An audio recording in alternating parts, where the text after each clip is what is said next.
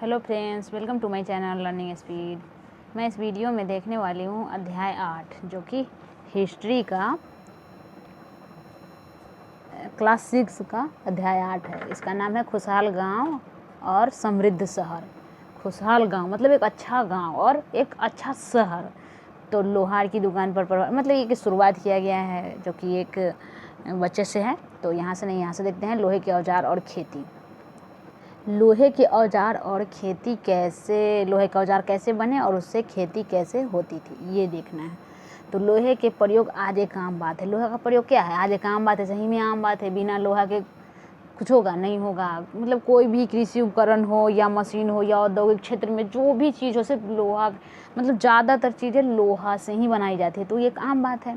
लोहे की चीज़ हमारी रोज़मर्रा की ज़िंदगी का हिस्सा बन गया है।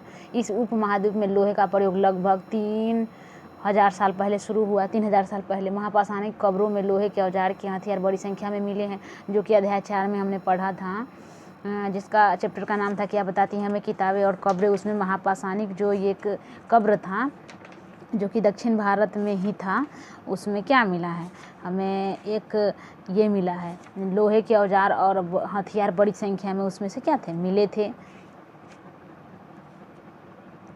अब क्या यहाँ है, क्या करीब 2500 वर्ष पहले लोहे के औजार के बढ़ते उपयोग का प्रमाण मिलता है। अब 2500 वर्ष पूर्व मतलब पहले क्या था, हमें लोहे के औजार के प्रमाण मिलते हैं कि लोहे के औजार भी थे। तो इसका चर्चा तो अध्याय 5 में किया गया है, जो कि क्या था, एक प्राचीन गणराज्य जो कि एक महाजनपद के बारे में बात कर रहा है। तो महाजनपद से कर वसूला जाने लगा था, जैसे कि चौथा चैप्टर में ही था। क्या था उसमें, कुछ वैदिक सभ्यता के बारे में दिया गया था। तो वैदिक सभ्यता में क्या लास्ट वाला जो ये था, उत्तर वैदिक काल और नहीं, ऋग वैदिक काल और उत्तर वैदिक काल। तो उत्तर वैदिक काल में ही लोहे का प्रयोग हो गया था, थोड़ा बहुत विकास हो गया था उसका लोहे का। तो उसके बाद आया था महापाषाणिक नहीं, महाजनपद काल। तो महाजनपद काल में क्या हो गया था, लोहा का प्रयोग होने लगा था और क्या था, कृषि में बहुत ज़्यादा क्रांति हो गया था। तो लोग क्या करने लगे थे, अपने अपने राज्य को सिक्योर करने लगे थे कि हमारा क्या था, हमारा भूमि यहाँ से इतना है, आपका यहाँ से इतना है। जैसे कि कोई जैसे जितना ज़्यादा जिसके पास भूमि होगा उतना ज़्यादा समृद्ध और संपन्न होता था वो राजा। तो यह क्या था, 5वां चैप्टर में लोहे के प्रयोग का वर्णन मिला है।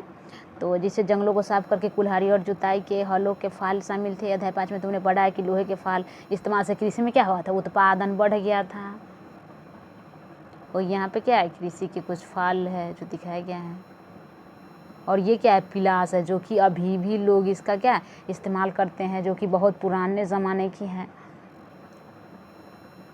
कृषि उत्पादन बढ़ाने के लिए उठाए गए अन्य कदम। अब कृषि के उत्पादन को बढ़ाने के लिए अन्य कदम क्या क्या उठाया गया था और सिंचाई के लिए। समृद्ध गांवों के बिना राज्यों और उसके राजाओं और उसके राज्यों का बने रहना मुश्किल था। क्या था, समृद्ध गांव, जब तक गांव अच्छा नहीं होगा तब तक राजा और उसके राज्य बने रहना संभव नहीं है। जिस तरह कृषि के विकास, नए औजार और रोपाई अध्याय 5 महत्वपूर्ण कदम थे, अध्याय 5 में हम लोगों ने पढ़ा था, उसी तरह सिंचाई भी काफ़ी उपयोगी साबित हुआ। अब अच्छा से क्या हो गया, विकास हो गया कृषि में। तो क्या उसके बाद हम उसके सिंचाई के बारे में भी तो सोचेंगे कि सिर्फ ज़मीन और ये सिंचाई कर लेने से रोपाई कर लेने से और लोहे का प्रयोग कर लेने से नहीं होता, इसलिए सिंचाई के बारे में भी कुछ सोचना था। तो क्या था, नहरें, कुएं, तालाब और कृत्रिम जलाशय क्या बनाए गए। और यहाँ क्या है, औजारों की सूची में इन चित्रों के नाम हंसिया है, कुल्हाड़ी जो कि और सरसी जो कि यहाँ पे दिया गया है। ये क्या है, हंसिया है, और ये हंसिया है कुल्हाड़ी और ये सरसी है। लोहे की ऐसी 5 चीज़ों की सूची बना जिसका प्रयोग तुम रोज़ करते हो। तो रोज़ तो लोग चाकू का इस्तेमाल करता है, बहुत सारी चीज़ें हैं जो रोज़ करता है, वो उतना इम्पोर्टेंट नहीं है, बस बच्चे के पढ़ने के लिए दिया गया है। तो उसे नहीं पढ़ना है हमको, सिर्फ पढ़ना है ये कि हम क्वेश्चन कैसे डील कर सके। इस चार्ट में तुम्हें सिंचाई से आए परिवर्तन दिखाए गए हैं। खाली स्थानों को सही वक्त के लोगों द्वारा परिश्रम किया गया। किसानों को लाभ मिला क्योंकि अब उत्पादन की अनिश्चितता घटी।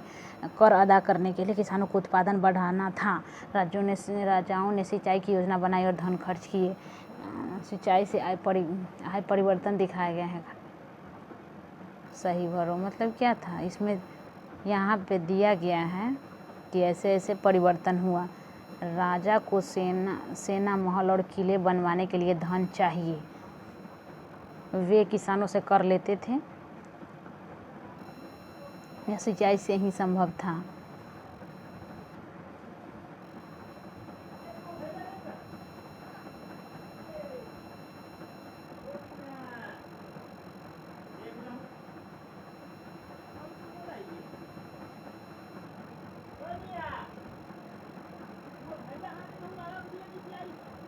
ये उतना इम्पोर्टेंट नहीं है, जो कि ये क्या है, ये सब चीज़ें यहाँ पे बैठाना है कि ये चारों चीज़ें कि सबसे पहले क्या क्या हुआ था। तो ये यहाँ पे दिखाया गया है कि लोगों द्वारा परिश्रम पहले किया गया, या फिर कर अदा करने के लिए किसानों को उत्पादन बढ़ाना पड़ा, या राजाओं को सिंचाई की योजना बनाई और धन खर्च किए। अब क्या क्या था, तो इसमें थोड़ा सा भर देना है। अब इसको छोड़ते हैं, वो इतना इम्पोर्टेंट नहीं है। अब ये देखते हैं गाँव में कौन रहते थे। अब गाँव में कौन रहते थे, इस उपमहाद्वीप के दक्षिण और उत्तरी हिस्सों में अधिकांश गाँवों में कम से कम 3 तरह के लोग रहते थे। और इस उपमहाद्वीप के दक्षिण मतलब नीचे और उत्तरी हिस्से में अधिकांश गांवों में कम से कम 3 तरह के लोग रहते थे। तमिल क्षेत्र में भूस्वामियों को विल्ला, साधारण हलवाही को उनवार और भूमिहीन मजदूर दास को कैडेसियार और आदि मई कहते थे।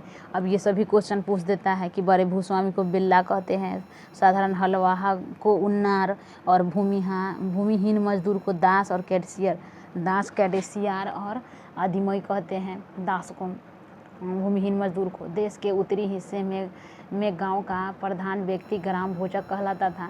देश के उत्तरी हिस्से में जो गांव का प्रधान था वो क्या था, ग्राम भोजक कहलाता था। अक्सर एक ही परिवार के लोग इन पद पर कई पीढ़ियों तक बने रहते थे। जैसे कि क्या था, परिवारवाद था रहते थे, यानी कि यह पद आनुवंशिक था। ग्राम भोजक के पद पर आमतौर पर गांव का सबसे बड़ा भूस्वामी होता था। साधारण इसकी जमीन पर इसके दास और मजदूर काम करते थे। जो दास थे, मजदूर थे, वो उनकी ज़मीन पर क्या करते थे, भूस्वामी की ज़मीन पर काम करते थे। इसके अतिरिक्त प्रभावशाली होने के कारण प्रायः राजा भी कर वसूलते थे। वसूलने का काम इन्हीं को सौंप देते थे। मतलब कि जो भूस्वामी थे वो प्रसिद्ध हो जाते थे आम लोगों के बीच, तो राजा क्या करते थे, कर वसूलने के लिए भूस्वामी को ही कह देते थे, ग्राम भोजक को कि तुम ही जाओ और कर वसूल कर लाओ लोगों से। ये न्यायाधीश का और कभी कभी पुलिस का काम भी करते थे। ये क्या थे, ये बड़ा भूस्वामी जो थे वो। ग्राम भोजक के अलावा अन्य स्वतंत्र कृषक भी थे जिन्हें गृहपति, अब स्वतंत्र कृषक को क्या कहा गया है, तो गृहपति कहा गया है। इन्हें ज़्यादातर छोटे किसान ही होते थे। जो इसके अतिरिक्त कुछ ऐसे स्त्री पुरुष थे जिसके पास अपनी ज़मीन नहीं थी। इसमें दास कर्मकार आते थे। इसमें क्या थे, दास और कर्मकार आते थे जिसको अपनी ज़मीन नहीं थी, जिन्हें दूसरों की ज़मीन पर काम करके अपना जीविका चलाना पड़ता था। ये सब क्या था, गांवों में रहने वाले लोगों की दशा और गांवों में रहने वाले लोग थे। अब यहाँ से क्या देखना है, प्राचीनतम तमिल रचना। अब प्राचीनतम तमिल का रचना क्या है, तमिल की प्राचीनतम रचनाओं में संगम साहित्य। अब प्राचीन तमिल रचनाओं में संगम साहित्य बहुत ही महत्वपूर्ण है। इनकी रचना करीब 2300 साल पहले की गई। इन्हें संगम इसलिए कहा जाता है क्योंकि मदुरै जो कि अगले चैप्टर में दिया गया है के कवियों के सम्मेलन में इसका संकलन किया जाता था। गांव में रहने वालों के जिन तमिल नामों का उल्लेख यहाँ किया गया है वे संगम साहित्य में पाए गए हैं। नगर क्या कहती हैं कहानियाँ, यात्रा विवरण, मूर्तिकार और पुरातत्व। अब क्या मतलब क्या कहानीकार क्या नगर के बारे में कहते हैं, यात्रा विवरण जो कि यहाँ पे घूमने आए थे वो क्या कहते हैं नगर के बारे में, मूर्तिकार क्या, पुरातत्व जो कुछ सामान निकला है जो कि उस समय की मूर्ति कला थी वो सब क्या मतलब बताती है नगर के बारे में। तुमको जातक के बारे में सुना होगा, ये वो कहानियाँ हैं जो आम लोगों में प्रचलित थी। जातक कहानी जो आम लोगों में प्रचलित थी, बौद्ध भिक्षुओं ने इनका संकलन किया था। अब संकलन जो कि कुछ कही सुनाई कहानियाँ हैं उसे मतलब लिख देना एक अच्छे से प्रॉपर तरीके से, वही संकलन था। तो वही क्या थी, बौद्ध भिक्षु ने इसका संकलन किया था। यहाँ एक जातक कथा दी गई है जिनमें यह बताया गया है कि यह एक निर्धन किस तरह धीरे धीरे धनी बन जाता है। अब एक निर्धन की चतुराई, जो कि जातक के कहानी से ही लिया गया है। तो एक शहर में एक गरीब युवक रहता था। उसके पास एक मरे चूहे के अलावा कुछ नहीं था। उसने उस चूहे को एक शीशे में एक भोजनालय वाले को बिल्ली के रूप में बेच दिया। फिर एक दिन बड़ी जोर की आंधी आई। राजा का बगीचा टूटी टहनियों और पत्तों से भर गया। उसका माली उसे साफ करने की बात सोच रहे थे। बात से परेशान हो उठे युवक ने माली से कहा कि अगर लकड़ियों और उसके पत्ते उसे मिल जाएं तो वह बगीचे की सफाई कर सकता है। माली तुरंत मान गया। युवक ने पास खेल रहे बच्चों को यह कहकर इकट्ठा कर लिया कि प्रत्येक टहनी और पत्ते के बदले उन्हें एक एक मिठाई मिलेगी। देखते ही देखते उन्हें बगीचे के एक एक तिनका चुनकर गेट के पास इकट्ठा कर दिया। तभी उधर से राजा का कुम्हार बर्तनों का पकाने के लिए ईंधन की तलाश में गुजर रहे थे। उसने पूरे ढेर को खरीद लिया। इस तरह युवक के पास कुछ और पैसे हो गए, जो कि क्या है, जातक कहानियों से लिया गया है। ये सारी चीज़ें जो कि कही सुनाई कहानियाँ थी, जिसे संकलन बौद्ध भिक्षुओं ने किया था। अब उस युवक की एक और योजना बनाई। एक बड़े बर्तन में पानी भरकर वह नगर के द्वार पर गया और वहाँ उसने घास काटने वाले 500 लोगों को पिला दिया। खुश होकर उन लोगों ने कहा, तुमने हमारे लिए इतना अच्छा काम किया, बताओ अब हम तुम्हारे लिए क्या कर सकते हैं। उसने कहा, मैं आपको यह तब बताऊंगा जब मुझे आपकी सहायता की ज़रूरत होगी। उसके बाद उसने एक व्यापारी से दोस्ती की। एक दिन उस व्यापारी ने बताया, कल एक घोड़े का व्यापारी 500 घोड़ों के साथ शहर में आ रहा है। यह सुनकर उस युवक ने उस घास काटने वालों के पास जाकर कहा, कृपया तुम सब एक एक घास के गट्ठर मुझे दो और अपनी घास तब तक मत बेचो जब तक मेरी न बिक जाए। उन्होंने उसे घासों के 500 गट्ठर दे दिए। जब घोड़े के व्यापारी को कहीं भी घास न मिली तो इस युवक की घास 1000 सिक्के में खरीद लिए। इस कहानी में आए व्यक्तियों के व्यवसायों की सूची बनाई। मतलब कि इस कहानी में जो व्यक्ति है वो बहुत सारा व्यवसाय किया। धीरे धीरे व्यवसाय उसका क्या किया, बढ़ता गया। प्रत्येक के लिए यह तय करो कि वे शहर में, गांव में या फिर शहर के दोनों में रहते थे। घोड़े के व्यापारी शहर में क्यों आया होगा। घोड़े के व्यापारी शहर में, जो घोड़ा के व्यापारी था, शहर में आया होगा क्या, कुछ घोड़े खरीदने के लिए या फिर मतलब कि कोई चीज़ें खरीद बिक्री की वस्तुएं खरीदने के लिए। क्या महिलाएं कहानी में बताए गए व्यवसायों को अपना सकती थी। मतलब महिलाएं भी अपना सकती थीं और नहीं भी अपना सकती थी, क्योंकि उस समय जो समाज था वो पुरुष प्रधान था। प्राचीन नगरों में के जीवन के बारे में हमें कुछ अन्य स्रोतों से भी पता चलता है। प्राचीन नगर के बारे में जो ये सारी जानकारी है, कुछ अलग से भी पता चलता है। शहरों, गांवों या फिर जंगलों के जीवन से जुड़ी घटनाओं को मूर्तिकार कलात्मक ढंग से उकेरते हैं। मतलब क्या है कि जो मूर्तिकार है वो क्या करते हैं, शहरों, गांवों या फिर जंगलों के जीवन से जुड़ी घटनाओं, जो घटनाएं अभी घट रही हैं, आम घटनाएं, उससे जुड़ी जो कलात्मक चित्रें बनाते हैं, उससे भी पता चलता है कि प्राचीन नगर कैसे थे। इन मूर्तियों को ऐसी इमारतों की रेलिंग, खंभों या प्रवेश द्वारों पर सजाया जाता था, जहाँ पे लोग क्या करते थे, अक्सर जाते आते थे, जो कि लोग देखें उसे। ये क्या है, ये थोड़ा सा देख लेते हैं। ये क्या है, सांची की मूर्ति कला। ये सांची का जो स्तूप है उसका मूर्ति कला है। यह मध्य प्रदेश स्थित सांची के स्तूप की मूर्ति कला का नमूना है। मध्य प्रदेश में क्या है, सांची का स्तूप है। इससे शहर के जीवन का एक दृश्य है। तुम अध्याय 11 में सांची के बारे में पढ़ोगे। मतलब अध्याय 11 में सांची के बारे में दिया गया है। इन दीवारों को देखो, क्या वे ईंट से बने हैं या फिर लकड़ी के पत्थर से। क्या इसकी रेलिंग लकड़ी की बनी है। इन इमारतों की छतों का वर्णन करो। ये तो कुछ अच्छे से दिखाई नहीं दे रहा है।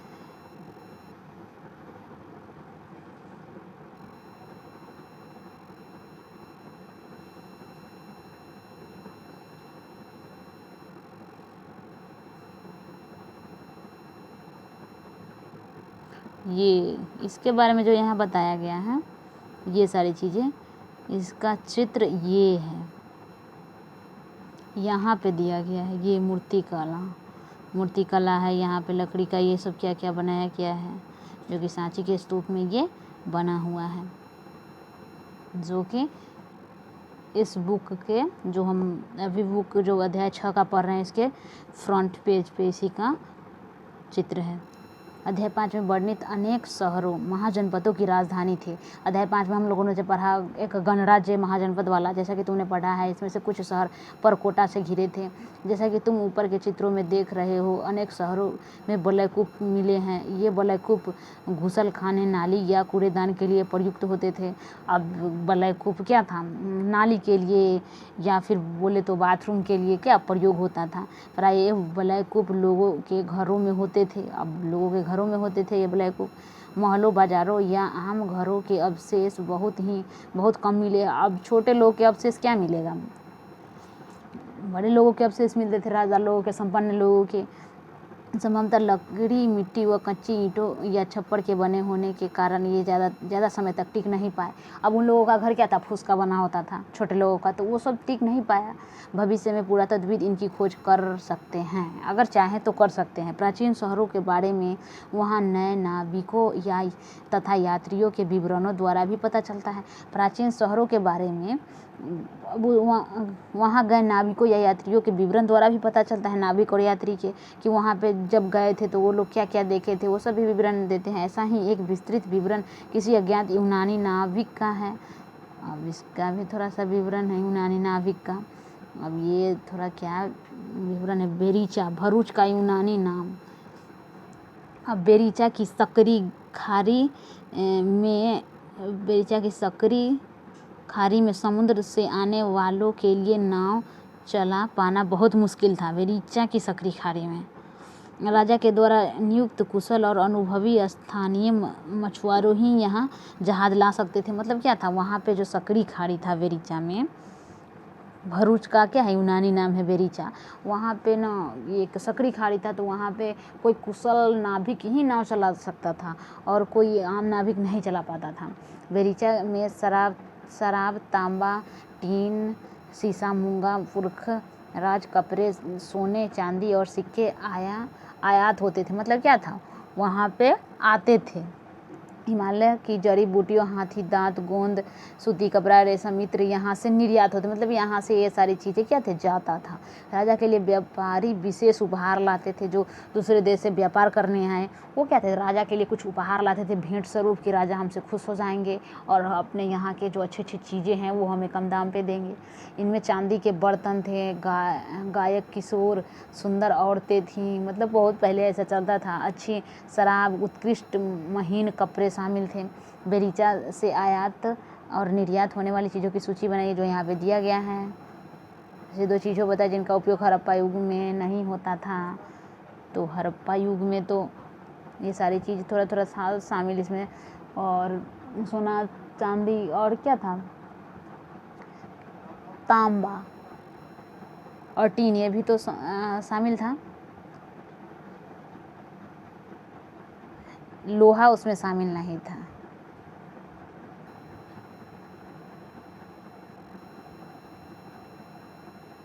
अब आहत सिक्के क्या है? आहत सिक्के जिस पर कुछ लिखा नहीं होता था, सिर्फ चित्र बनाया होता था, उसे ही क्या बोलते हैं? आहत सिक्के बोलते हैं।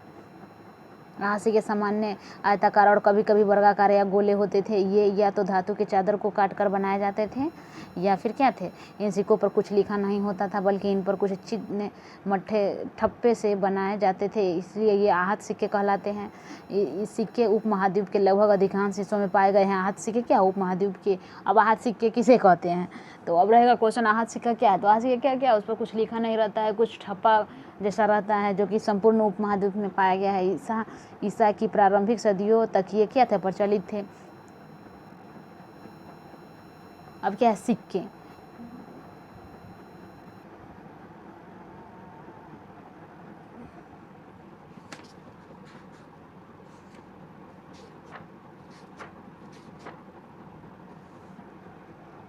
ये क्या था? ये सिक्के के बारे में था। जो पृष्ठ 82 पर है, यहाँ कहाँ है ये? एक चतुर व्यक्ति का यहाँ पे वर्णन था। ये इसमें क्या है? सिक्कों से तौला गया था व्यापार को, तो ये है इसमें सिक्कों से। यहाँ पे क्या है? अब सिक्कों के बारे में पढ़ेंगे तो वहाँ पे दिया गया है सिक्कों से क्या तौला जाता था। सिक्के कहानी से तुमने देखा है कि किस तरह सिक्कों के आधार पर संपत्ति का मूल्यांकन किया जाता था। पुरातत्वविदों को इस युग के हजारों सिक्के मिले हैं। सबसे पुराने आहत सिक्के थे। आहत सिक्के क्या थे? सबसे पुराने थे जिसको कुछ लिखा ना होता था, जो करीब 500 साल चले। इसका चित्र नीचे दिया गया, हाथ सिक्के का चित्र है नीचे। चांदी या सोने के सिक्कों पर विभिन्न आकृतियों को आहत कर बनाए जाने के कारण इन्हें आहत सिक्के कहा जाता था। अब ये क्या है? ये सब क्या है? आहत सिक्के हैं। इसमें तो कुछ लिखा नहीं लग रहा है, मतलब बहुत कुछ का निशान लग रहा है। विनिमय के अन्य साधन क्या थे? खरीद बिक्री के कुछ अन्य साधन थे। संगम साहित्य की इस छोटी सी कविता को पढ़ोगे तो उनके सफ़ेद धान गाड़ियों पर लादे जा रहे थे। अब ये कहानी है, मतलब कविता है। नमक के लिए लंबे लंबे रास्ते, चांदनी सी सफ़ेद रेत पर परिवार को समेटे, कहीं पीछे छूट न जाए परिवार उसका। शहरों के नमक के सौदागरों के यूं चले जाने से सिर्फ सन्नाटा रह जाता है। समुद्र के किनारे नमक का बहुत ज़्यादा उत्पादन होता था। व्यापारी किस चीज़ से इसका विनिमय करते थे? ये किस तरह यात्रा कर रहे थे? बहुत कठिन से यात्रा करते थे। नाव चलाना मतलब कि बहुत मुश्किल था, कभी कभी तो नाव डूब ही जाता था। नगर अनेक गतिविधियों के केंद्र थे। नगर है तो अनेक गतिविधि का केंद्र रहेगा ही। अक्सर नगर कई कारणों से महत्वपूर्ण हो जाते थे। उदाहरण के लिए मथुरा, जो कि अगले जो चैप्टर है उसमें दिया गया है, इसके बारे में 105 पे।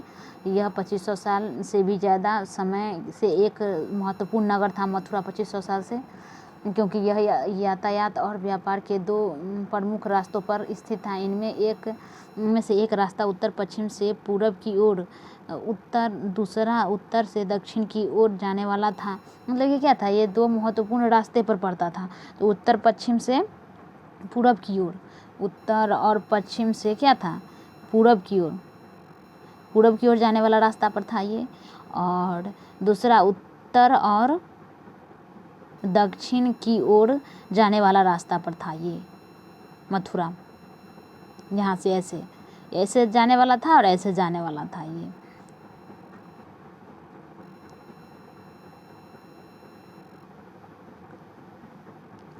शहर के चारों ओर किलेबंदी थी मथुरा में।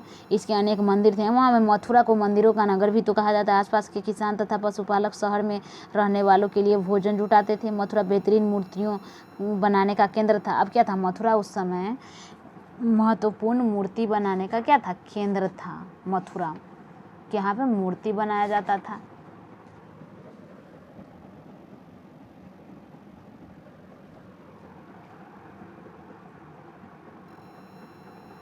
लगभग 2000 साल पहले मथुरा कुषाणों की दूसरी राजधानी बनी। अब 2000 साल पहले क्या था? मथुरा जो था कुषाण जो वंश का शासक, कुषाण वंश का क्या बना? राजधानी बना। इसके बारे में तुम अगले अध्याय में पढ़ोगे। मथुरा एक धार्मिक केंद्र भी रहा, मूर्तियों का केंद्र भी रहा। यहाँ बौद्ध विहार और जैन मंदिर भी हैं। यह कृष्ण भक्ति का एक महत्वपूर्ण केंद्र है मथुरा, जो कि कहाँ? यूपी में है। मथुरा में प्रस्तर खंडों तथा मूर्तियों पर अनेक अभिलेख मिले हैं। आमतौर पर संक्षिप्त अभिलेख हैं जो स्त्रियों और पुरुषों द्वारा मठों या मंदिरों को दिए जाने वाले दान का उल्लेख कराते हैं। क्या है? वो अभिलेख है जिसपे क्या है? दान कराने वाले लोगों के उल्लेख हैं अभिलेख पर। शहर के राजा रानी, अधिकारी, व्यापारी और शिल्पकार इस प्रकार के दान करते थे। उदाहरण के लिए मथुरा के अभिलेखों में सुनारों, लोहारों, बुनकरों, टोकरी बनाने वाले और इत्र बनाने वालों के उल्लेख क्या है? मिले हैं।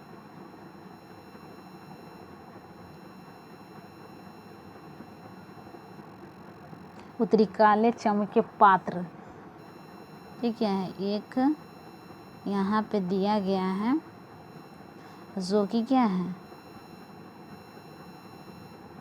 अब क्या था? ये एक उत्तरी काले चमके जो पात्र हैं, यह एक कठोर चाक निर्मित धातु की तरह दिखाए जाने वाले चमकदार काली सतह वाले पात्र थे। इसे बनाने के लिए कुम्हार मिट्टी के बर्तनों को भट्ठों पर उच्च ताप पर रखते थे। अब कैसे बनाते थे? इसे उच्च ताप पर रखते थे और परिणाम स्वरूप इन बर्तनों की बाहरी सतह काली हो जाती थी। इस तरह पतला काली लेप भी लगाया जाता था जो इस बर्तन को शीशे जैसी चमक प्रदान करती थी। ऐसे लोग क्या करते थे, बनाते थे इसको। अब शिल्प तथा शिल्पकार पुरातत्वविदों ने शिल्पों के नमूने शिल्पकार पुरातत्वविदों ने शिल्पों के नमूने मिले हैं। इसमें मिट्टी के बहुत ही पतले और सुंदर बर्तन मिले हैं। क्या है, मिट्टी के क्या है, बहुत पतले और सुंदर बर्तन मिले हैं। उन्हें उत्तरी काले चमकीले पात्र कहा जाता है क्योंकि ये ज़्यादातर उपमहाद्वीप के उत्तरी भाग में मिले हैं। उत्तरी भाग जैसे कि उत्तर भारत में, ध्यान रहे कि उत्तरी काले चमकीले पात्र कहाँ मिले हैं, तो उत्तर भारत में ज़्यादा मिले हैं, उपमहाद्वीप के उत्तरी भाग में। ध्यान रहे कि अन्य दूसरे शिल्पों के अवशेष नहीं बचे होंगे, जैसा कि विभिन्न ग्रंथों से हमें पता चलता है। जो कि मजबूत, जो कि टिकाऊ पदार्थ था वो तो बच गया, जो अच्छा नहीं, जैसे कि जो कपड़ा होगा, ये सब तो नहीं बचेगा ना। कपड़ों का उत्पादन बहुत महत्वपूर्ण था। उत्तर में वाराणसी और दक्षिण में मदुरै इसके प्रसिद्ध केंद्र थे। अब कपड़ा का उत्पादन कहाँ होता था, उत्तर में वाराणसी और दक्षिण में जो मदुरै शहर था उसमें कपड़ों का उत्पादन होता था। यहाँ स्त्री पुरुष दोनों काम करते थे। अनेक शिल्पकार तथा व्यापारी अपने अपने संघ बना लेते थे।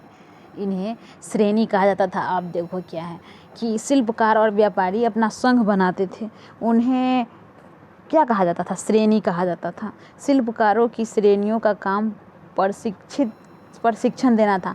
अब क्या था, शिल्पकार का जो श्रेणी होता था जिसमें विभिन्न प्रकार के शिल्पकार रहते थे, उनका काम क्या था, प्रशिक्षण देना, कच्चा माल उपलब्ध कराना, ठीक है, और तैयार माल का वितरण करना। जबकि व्यापारियों की श्रेणियाँ व्यापार का संचालन करती थी। अब व्यापार वाला अलग बना लेगा, शिल्पकार वाला अलग बना लेगा, अपना अपना तरीका से अपने अपने गुट का क्या करेगा, संचालन करेगा। श्रेणियाँ बैंकों के रूप में काम करती थी जहाँ लोग पैसा जमा करते थे। इस धन का निवेश लाभ के लिए किया जाता था। उससे मिले लाभ का कुछ हिस्सा जमा करने वालों को लौटा दिया जाता था या फिर मठ आदि धार्मिक संस्थानों को दे दिया जाता था, जो कुछ लाभ होता था उस पैसे से। क्या, सूत काटने और बुनने के नियम।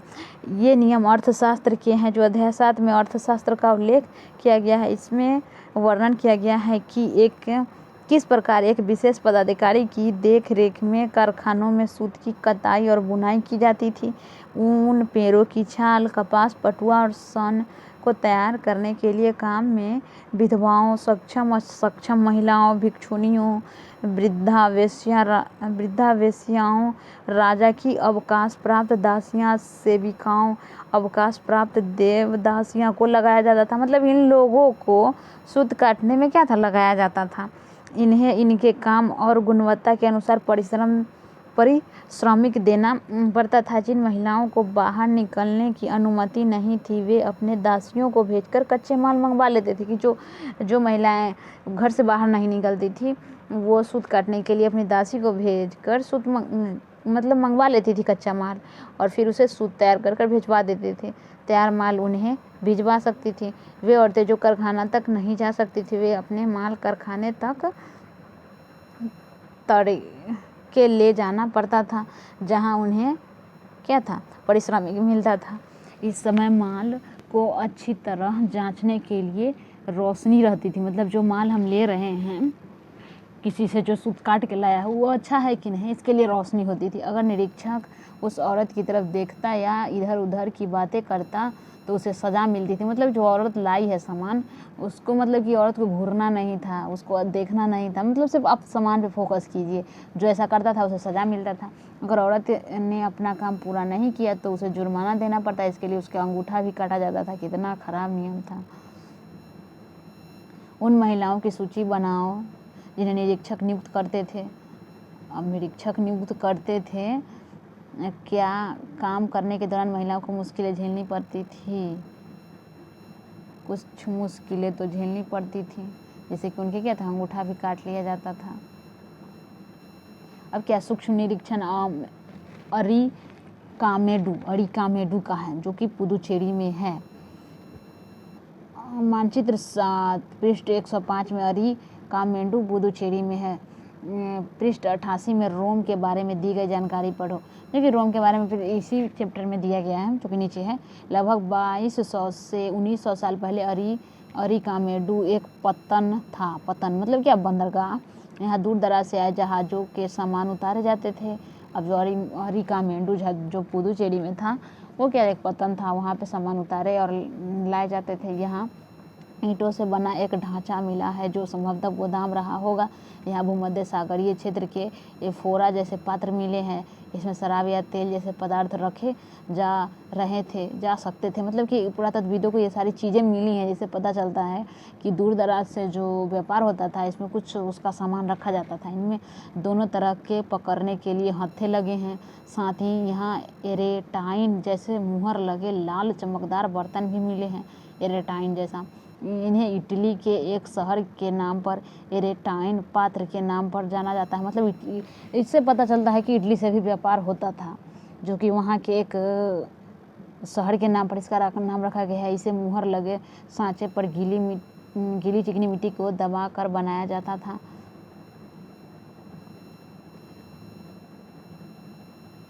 ऐसे बर्तन भी मिले हैं जिनका डिजाइन तो रोम का था, किंतु वे यहीं बनाए जाते थे। मतलब कि रोम का डिजाइन था लेकिन यहीं बनाए जाते थे। ऐसा प्रतीत होता है जैसे कि रोम के जो शिल्पकार थे यहाँ पे आके कुछ बनाते थे। यहाँ रोमन लैब शीशों के बर्तन तथा रत्न भी मिले हैं। साथ ही छोटे छोटे कुंड मिले हैं जो संभवतः कपड़ों की रंगाई के पात्र रहे होंगे। यहाँ पर शीशे और अर्ध बहुमूल्य पत्थरों के मनके बनाने के पर्याप्त साक्ष्य मिले हैं। रोम के साथ संबंध दर्शाने वाले साक्ष्य की सूची बनाइए।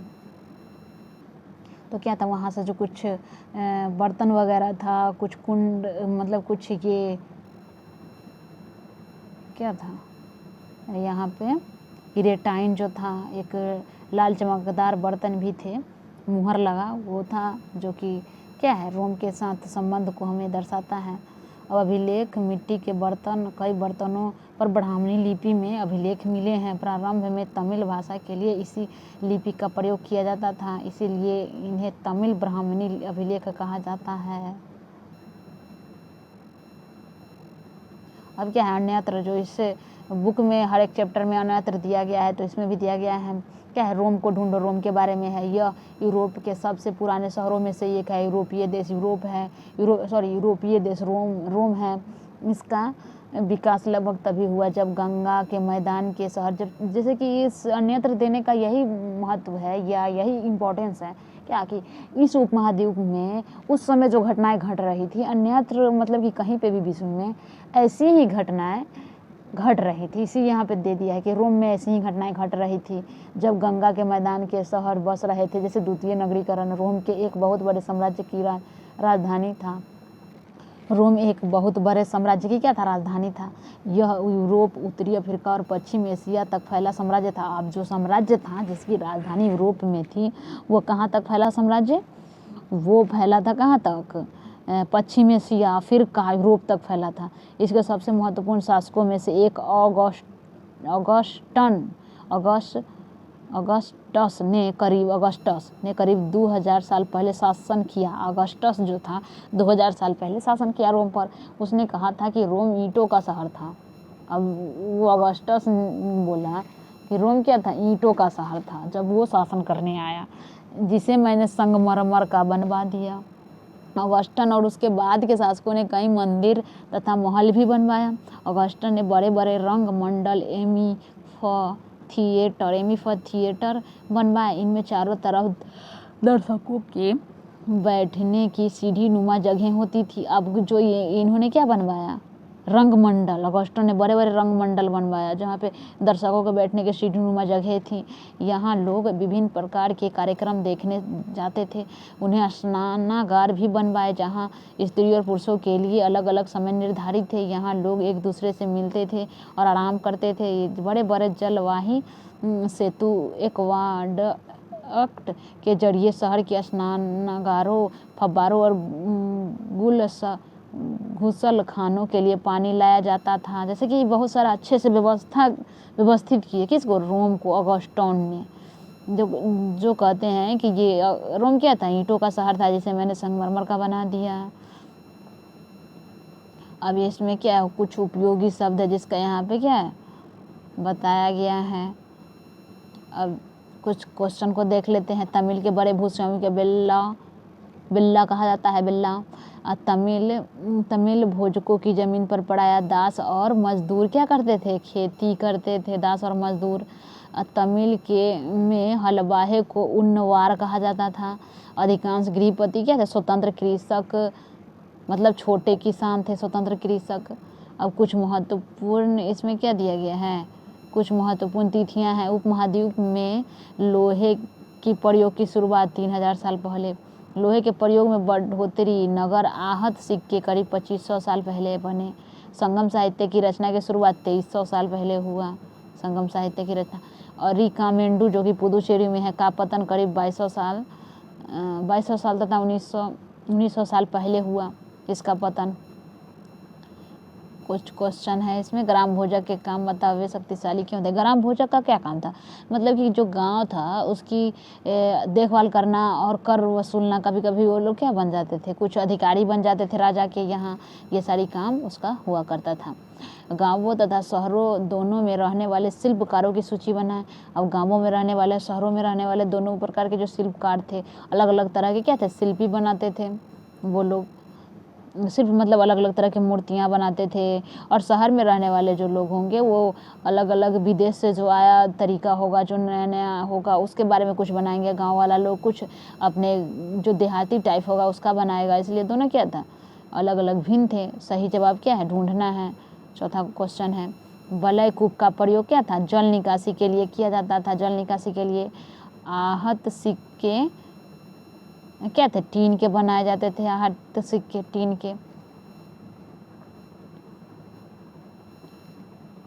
ये सब के तो बनेंगे नहीं, टीन के बनते थे। मथुरा क्या था? महत्वपूर्ण धार्मिक केंद्र था। अब श्रेणी किसे कहते हैं? शिल्पकारों, व्यापारियों को श्रेणी। और कुछ है इसमें जो कि उतना महत्वपूर्ण नहीं है। ये तो चैप्टर समाप्त हुआ। अब इसे अच्छे तरीके से पढ़ लीजिएगा। ये सारा क्वेश्चन तो बहुत कुछ मैंने बता दिया है और सब बन जाएगा। और वीडियो अच्छा लगे तो इसे क्या कीजिए? लाइक कीजिए। और इसे ऐसा ही वीडियो चाहिए तो चैनल को सब्सक्राइब कर दीजिए और वीडियो को अपने दोस्तों में शेयर कर दीजिए। Thanks for watching.